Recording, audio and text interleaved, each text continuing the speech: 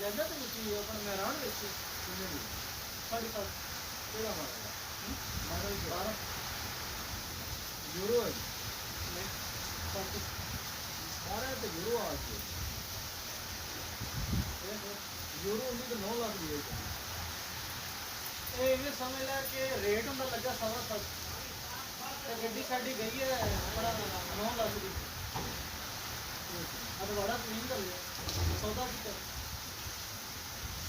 यार कितनी चल रही है दसो कितनी चल रही है